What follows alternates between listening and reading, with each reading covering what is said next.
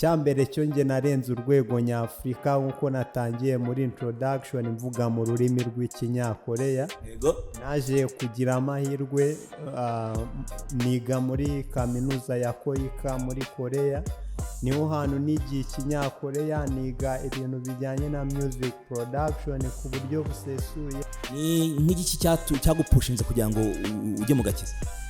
Ngi cyanjyanye mu gakiza kuntu DJ Lili yamamagaye byari muri Kigali Records, aravuga ati wahiva imbabariruze unyumvire ibyo no mugabo ari kuririmba. Nicyo gifungurwa ariko kidafite urufunguzo.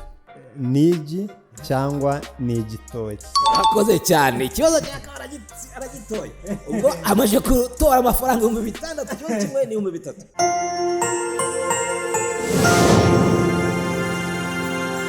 Ndabasuje mwebwe mwese nshuti za Fumba Connect. Nkuko mubibona turi muri studio, n'umusore wakoraga hanze y'igihugu cy'u Rwanda, ariko ubu ngubu ikorwa bye akaba yabizanye mu Rwanda. Hari byinshi haza kutubwira, se nakaye gashya atuzaniye mu gihugu cyacu cy'u Rwanda.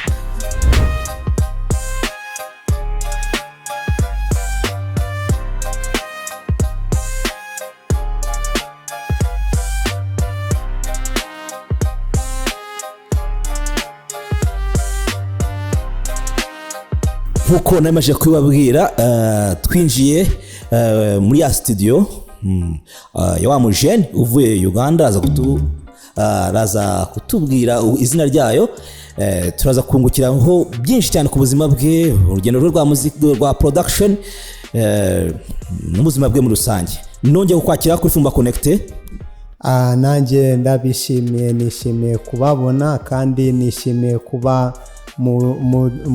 mugezaho turi muri studio.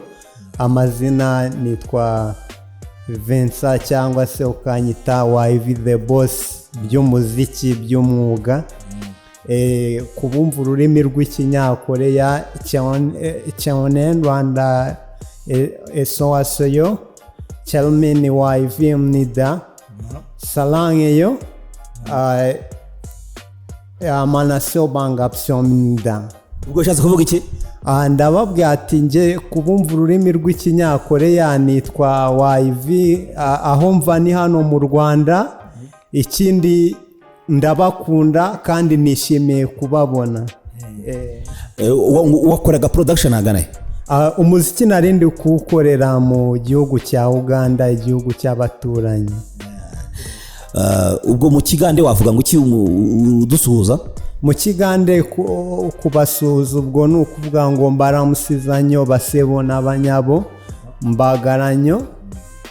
Nze producer YV the boss, abangiyigwe bamanyi mu gwanga rya Uganda, mbade nkorera aho mu studio nyingi zenjawulo. Abangi bamanyi mu Bless Records, badaho ngandikoragana na producer Ron Beats, mbade na Mike Wash, mbadaho na producer Kepto. Ba producer abangi bamanyi tubade wamu nabo.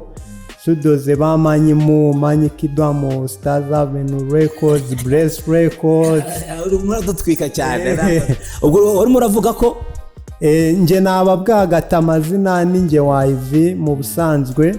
Ninjye muzi mu gihugu cya Uganda, nakoreraga Kampala.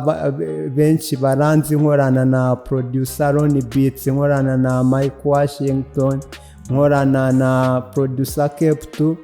Ubwo nakoraga muri studio zitandukanye nka Bless Records, studio nka Stars Avenue, Lolita Records, ni studio nyinshi. Okay. Ni nabaye bahanzi bafite izina muri Uganda warakoreye indirimbo? Abahanzi batandukanye ngiye nkorera indirimbo.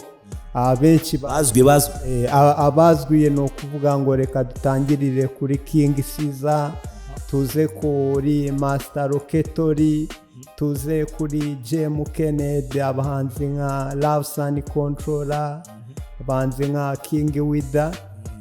Ni benshi cyane. YV uje mu Rwanda? Mu Rwanda ubu niho nje nahageze, nifuza kubana n'abanyarwanda mwino minsi. Iyi studio turimo uri gukoramo bayita gute? ino studio yo yitwa Nano Beats mu busanzwe. Nano Beats. Nano Beats. Ariko ugeze kumbwira ngo warakijijwe? Gukizwa narakijijwe ndetse nza kubatizwa mu itorero rya ADPR. Ubwo nabatirijwe abazaho bita mu Rugarama mu nce za Nyamirambo cyambukara kuri Stadium gatoya. Niho nabatirijwe, ariko aho nigiye muri ADPR Norvege hari Ikarama. Niho nigiye, ariko nabatirijwe mu Rugarama. Ubwo ni ko Imana yabishatse. Yego. Wayivi? Yego. Ni nk'igiki cyagupushinze kugira ngo ujye mu gakiza? Ngi cyanjyanye mu gakiza, kubaho udakijijwe umuntu abayeho kuri risk. Ni ukuvuga ngo kubaho utizera icyambere ni ikintu kibi, kuko nge mbere ntago nizeraga Imana, ariko nza kumenya ko ubundi kwizera ari ukwemera ko n'ikintu wemera ko kitaba koko cyaba. Bitewe n'iby'Imana nanone yagiye inkorera, byanteye kumva nakizwa kandi nkareka yasi nkishaje. Ko usomye mu Byahishuwe igice cya 21 aravuga ngo iby'ijuru rishya n'isi nshya. Nuko mbona ijuru rishya n'isi nshya n'ururembo rushya Yerusalemu rumanuka ruva mu ijuru, ngo ibya kera bitakibukwa. Nanjye nifuje ko ibya kera byaba bitakibukwa, nkavuka ubwa kabiri nk'umwizera mushya. Uje mu Rwanda, ese haramutse haje nk'umuntu uririmba sekira atari gospel, nabwo na wamukorera? Sekira namukorera bitewe n'ubutumwa ari kuririmba. Wenda hari umuntu uri kuririmba ati muze turwanye ibiyobyabwenge, ni muze twirinde sida. Uwo muntu ari kuririmba sekira, ariko ubutumwa ari gutanga bufite akamaro sosiyete turimo. Ubwo hari nk'indirimbo zigeze zihitinga ugasanga harimo ibishegu, za ndirimbo wowe ntabwo wazikora? Ziriya ndirimbo ntabwo njya nzikora zirimo ibishegu, kuko icyambere cyo ubu ngubu ndi icyo bita umusirikare wa Yesu Kristo, ko twese twigiye kuri Yesu Kristo ibijyanye n'ino mibereho, ko iyo ubonye ibintu byaguta mu rupfu urabyihorera. Ko bamwe mu baririmba ibishegu, nanjye njya nzumva izo ndirimbo ukabona n'amashusho umuntu yambaye ubusa, ariko ntabwo wabibashimira. kandi nifuzaga ko abantu baba muri sosiyete bazi kubana n'abantu bakijijwe. Wayivi, hari abahanzi waba warakoreye bafite izina mu Rwanda? Abahanzi bafite izina mu Rwanda benshi barahari, nabaha nk'urugero. Hari icyambere, hari Mr Kagame, hari umuhanzi Fireman Kibiriti, namwe muramuzi muri Tough Gang, abayoriki, abahanzi nka Brewston, abahanzi nkoreye itsinda rya Dynamic, ubwo ni Obadinapole. Ni ukuvuga ngo abahanzi benshi bo turakoranye, urebye nka Yves Brando, kandi nabwo ni no mu masitudiyo akomeye cyane. Amwe mu masitudiyo nagiye nkoreramo nka Unlimited Records, nkorera muri Hitmaker Records, nza muri Next Records, nyuma nza gukorera muri Kigali Records. Urumva ko ni studio zikomeye. Ni ukuvuga ngo ubwo hamwe n'ibyo, reka tuze kuri uno mu upcoming wo bita wa Syntax Kabera. Nawe wa Syntax namukoreye indirimbo zitari nke. Ni ukuvuga ngo abahanzi benshi bazwi mu iki gihugu tugiye duhura tugakorana imishinga. Tuje nko kuri Mugizo na Wafande Mugizo, namukoreye indirimbo zitandukanye. Wayivi, uje mu gihugu cy'u Rwanda kandi production yafashe indi ntera. Hari aba producteurs bafite izina rikomeye cyane, twavugamo nka harimo Element n'abandi. Ufite uzanya akahe gakoryo, cyangwa se uzanye n'iki kintu uzanye kizabarenga ku buryo, cyangwa se innovation uzanye ku buryo ugiye guhangana n'aba bantu mu Rwanda rwa production? Innovation irahari, kuko cyambere cyo nge narenze urwego nyafurika nkuko natangiye muri introduction mvuga mu rurimi rw'ikinyakoreya. Naje kugira amahirwe niga muri kaminuza ya Koika muri Korea. Niho hantu nigiye ikinyakoreya, niga ibintu bijyanye na music production ku buryo busesuye. Ni ukuvuga ngo wenda mbere mu Rwanda abantu bajyaga bakomplaininga ngo uburezi buracyari hasi muri Afurika cyangwa se no mu Rwanda general, ariko ni ukuvuga ngo ubu ngubu education ndimo ni mpuzamahanga. Ndi umunyeshuri wo muri Korea. Ni ukuvuga ngo hari ubumenyi bampaye noneho undi muntu atari yagera, hatari yamenya neza, kuko ni nk'uko Imana yabwiye Abisirayeli ati nimwambuke muve muri Egiputa mujye i Kanani. Ni ukuvuga ngo iyo tuje muri ziriya nce mu gihugu cy'isezerano, tuje mwaziriya nce wambutse inyanja itukura, niho ndi kubabwira, niho ndi, niyo production mbazaniye, wambutse ibiyaga bigari, wambutse inyanja. Wayivi uzanye ibintu bishyashya kabisa, wewe wize no hanze ufite ibintu bishyashya. Ese hari abaproducteur mu Rwanda wemera? Abaproducteur bo mu Rwanda ndabemera cyane, ndabakunda, kuko kenshi twagiye dusoma amabaruwa nka Paulo na Timoteyo bakandikira Filemoni, bakavuga ati Filemoni we dukunda, duhuje amaraso, twasangiye, nubwo twe turi imbohe za Yesu Kristo ariko turakwandikiye. Kubw'urukundo nge bano ba producer bo mu Rwanda ndabemera. Iyo nje nko kuri producer Fazo ko twarabanye muri Next Records, Kigali Records, producer nka DJ Riri abantu benshi baramuzi. Hari indirimbo nabwo nakoranye nawe ya P-Fly yitwa dukina ibintu, mukina ibintu byacu, mukina ibintu byacu, mukina ibintu byacu, DJ Selector mukina ibintu byacu, mukina injyana zacu. No kuvuga babwiraga aba DJ bacurange, bangaga gucuranga indirimbo z'Nyarwanda. Ni ukuvuga ngo nibyo bihe P-Fly yarabibonye ko abanyarwanda batari gukina ibintu byacu. Niko kuntu DJ Riri yamamagaye byari muri Kigali Records, aravuga ati wayivimbabaririze unyumvire ibyo no mugabo ari kuririmba. Ubwo ndagenda nanjye nongeramo amapiano, amapercussions, indirimbo ijya hanze. Aba producer benshi ngiye mbumva, producer Element, producer Rikiriki, nubwo ajya akajya mu mahanga akabatana, ariko aba producer nyarwanda rwose ndabakunda cyane. Ubu hano tufite setting, harimo piano, harimo byinshi, harimo na gitari, byose birimo. Ariko ubu ngubu hari ikintu cyitwa AI. Ukaba wicaye mu rugo ugakora beat, ugakora na record. AI uvuga iki mu gice cya production? Mu busanzwe ubundi AI bishatse kuvuga ngo artificial intelligence. Ni ukuvuga ngo artificial intelligence ifite ikindi gice cyitwa ML cyangwa se ni ukuvuga ngo byose bifatanyije. ML ni machine learning. Machine learning irimo gukorana na artificial intelligence. Hariho noneho n'ikindi gice cyitwa DL.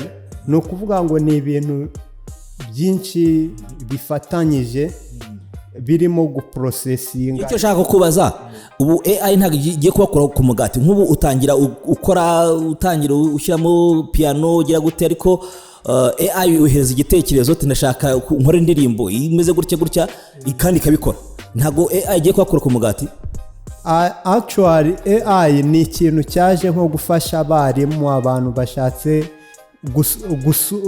gutegura nk'inyigisho, ariko twebwe abamajije kwiga dukoresha bwa bumenyi noneho buvuye muri art yacu kugira ngo tugire ikintu twahinduraho, kuko Imana nayo ijya kurema isi ngo yarabanje iganiriza Yesu, iramubwira ati ariko se uwarema umuntu. Ni ukuvuga Imana ijya kurema umuntu actually nayo yarabanjije ibaza Yesu ni ukuvuga nubwo Imana ari Imana ariko ntago yirengagije n'umuntu ku ruhande rwe. Ikindi Imana iturema yari ifite papa se, yari ifite intego runaka ngo abantu babe nabo bagira imirimo bakwikorera iyishimisha. Niyo mpamvu twe dufatanya ahubwo n'ibyuma kugira ngo tugumye tugire isi nziza.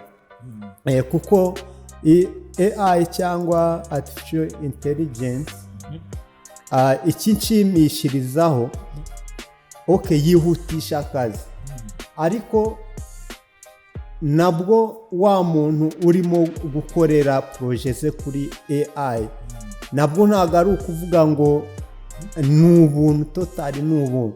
Icyambere cyo n'ubundi arishyura, ahubwo wa muntu icyiza ni uko yatwegera natwe ababanje kwiga AI, uko nge naranayigiye ndayimenya neza, menya ko nanjye hari ukuntu nafasha umuntu wenda, ahubwo kuko bavuga ko na Google ni preset ya AI, cyo bita YouTube ni preset ya AI. ni ukuvuga ngo ni ibyuma bifasha umuntu gutekereza, ariko ubundi muri rusange byo byimpactinga computer. ni ukuvuga ngo DL navuze ariyo deep learning. Deep learning niyo ikoresha network yitwa artificial neural networks, ariyo mpamvu bayita ANN. niyo network deep learning ibiri gukoresha, ko byose ni igice cya AI. ariko iyo ifasha computer kugira ngo computer ibe yatekereza nk'umuntu, ibashe kumusubiza. niko kuntu usanga urimo kubaza AI ikintu ikakigusubiza neza, kandi bihuye n'ibyo umuntu yagusubiza. ariko natwe abantu dufite uruhare rwo kwerekana ya ati, abantu ntibagatinye kuza ngo bafate amafaranga baduhe. ni ukuvuga ngo ubu baze bakoresha ibintu by'umwimerere, atari ibintu bya automatique. Abantu nibakoresha umwimerere, kuko iriya AI irimo gutekerereza computer kugira ngo ifashe umuntu. ariko wa muntu nka producer, nubwo washaka kwagukorera nkanjye particular ku giti cyanjye, ushatse ko ngukorera indirimbo nkoresheje AI nabwo nayigukorera. washaka nagukorera beat yonyine, washaka nagukorera beat irimo n'amagambo gasituranzanira lyrics zawe, nzaho ndazitayipinga ya za lyrics nzikoremo audio. wayishaka ari beat, wayishaka n'amajwi arimo, byose ndabigukorera. ariko icyo nzi cyo naguhara udufaranga byanze bikunze atanga. YV, imishinga uzanye mu Rwanda ni ihe? Imishinga nzanye mu Rwanda, icyambere nk'uko abantu banzi, ndi umuproducer. ikindi ndi pianist, kuko ndi umuntu wa specializinze cyane mu gucuranga piano. gusa n'ibindi bicurangisho byose nzi kubicuranga, drum, jazz, ibintu nk'amagitari, violine, byose nzi kubicuranga. ariko umushinga wanjye aka kanya nabwira umuntu nuko ubu nzanye umushinga wo gukora umuziki, kuko proje ni ikintu. umuziki ubundi twe tuwita proje cyangwa umushinga muri rusange. uvuga ngo ugiye gukora label cyangwa urayifite? Label ni ukuvuga ngo ubu nibwo ndimo kuyubaka, kuko mbere nari ndi muri label ya Tafugenge, nari narasayininzwe na Fireman Kibiriti. ugiye kuri Audioma kugasacingamo si watafiri by Fireman Kibiriti featuring Wahibu.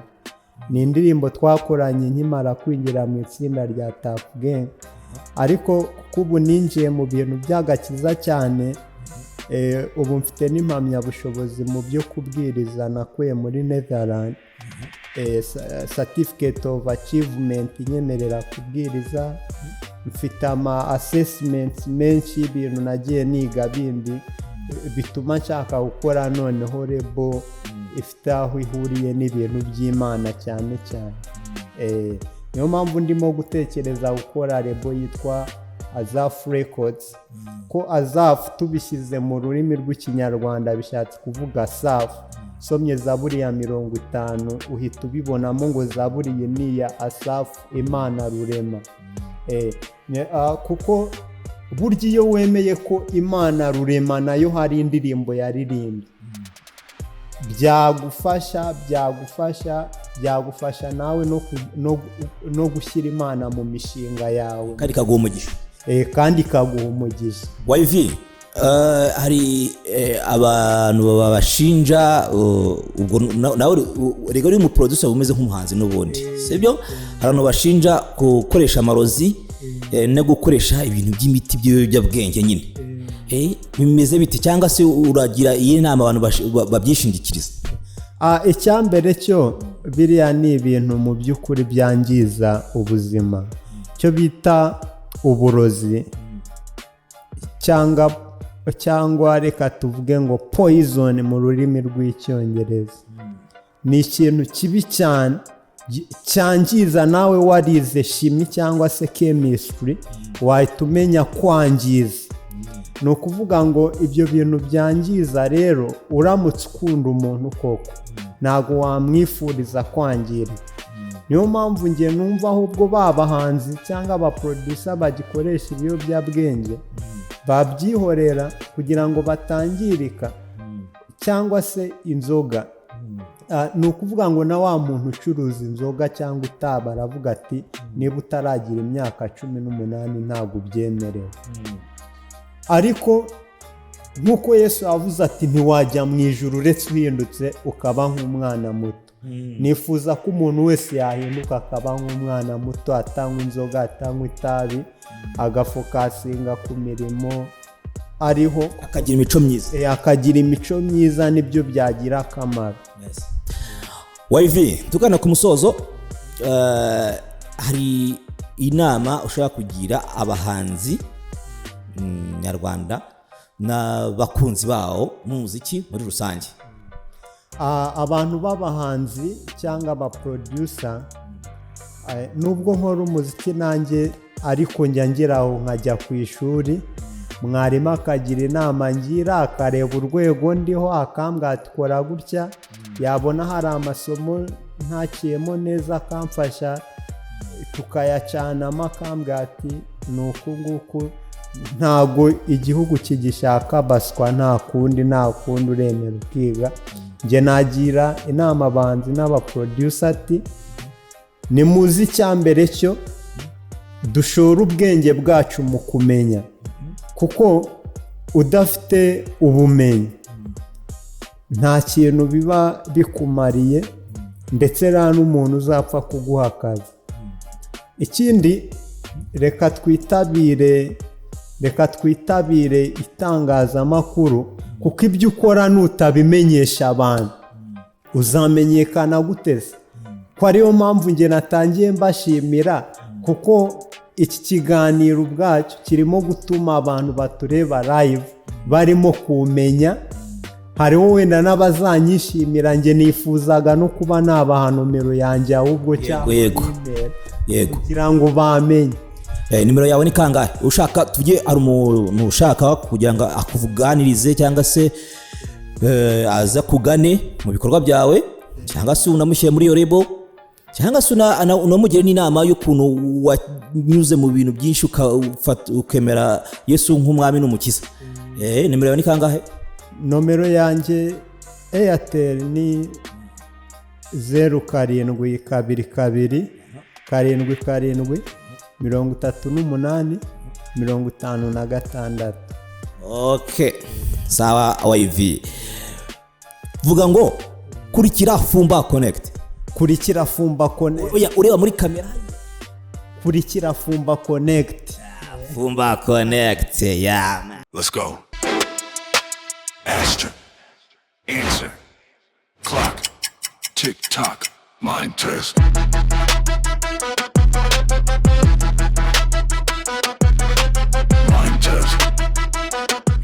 Yes, kuri Fumba Connect rero hari segment twongeyemo, segment yitwa mind test. Tuzajya muri mutumirwa wese tuzajya tumubaza ibibazo bitanu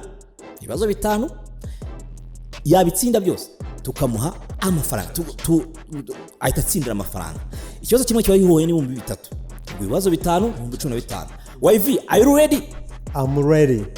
Uri ready gusubiza? Yes, I'm ready. Ariko amategeko n'amabwiriza birakurikizwa. Ni ukuvuga ngo ukuntu bimeze, ndakubaza ikibazo, sibyo? Ushyire urasubiza nyuma y'amasegonda 5. Ndaguha shuwa 3 kandi nta kibazo na kimwe utemere gusubiza. Are you ready? I'm ready. Okay, ikibazo cya mbere kiragira giti: ni iki cyakubwira ukuri ariko kidafite umunwa? Ni miruwari cyangwa indorerwamo? Ni miruwari cyangwa indorerwamo? Ya, nibyo. Uragitoye. Ikibazo cya kabiri kiragira giti: ni iki umuntu atanga ariko agahora agifite? Ikintu utanga ugahora ugifite ni ubuzima. Ni ubuzima. Ubuzima si bwo urabutanga, utanga ubuzima kubutanga ni nk'uko nyine ngo Imana yatanze umwana wayo. Ya no muntu, ni iki we utanga ariko ugahora ugifite? Ugahora ugifite.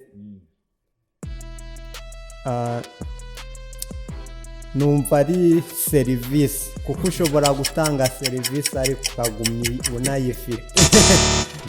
Yagendaga guhura ariko ni ijambo, gisubizo ni ijambo, sibyo? Ikibazo cya gatatu kiragira kiti: ni iki gifungurwa ariko kidafunguzwa urufunguzo? Ni igi cyangwa igitoki. Iki gifungurwa ariko kidafite urufunguzo? Ni igi cyangwa ni igitoki. Yakoze cyane. Ikibazo cya aragitoye. Ubwo amaje gutora amafaranga 6,000, ikibazo kimwe ni 3,000. Ikibazo cya kane kiragira giti: ni iki kizamuka ariko ntikimanuke? Ikintu kizamuka ntikimanuke ni igicu. Ntabwo ujya ubibona hasi? Ujya ubibona hasi ku misozi? Igicu niyo cyamanuka, kimanuka cyabaye imvura, kitari igicu nicyo kibazo. Ntabwo wagerageza? Gusubiremo. Ni iki kizamuka ariko ntikimanuka? Ikintu kizamuka ntikimanuka, ubwo ikindi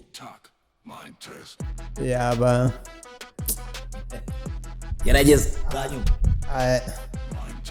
Ikintu kizamuka ntikimanuke. Minota yarangiye. Watsinzwe, ni imyaka yawe. Ikibazo cya nyuma kiragira giti: ni iki kiba imbere yawe ariko ntushobore kukibona? Ni iki kiba imbere yawe ariko ntushobore kukibona? Ikintu kiba imbere yawe ariko ntushobore kukibona ni ibitekerezo. Ni igitekerezo kiri imbere mu mutwe wawe.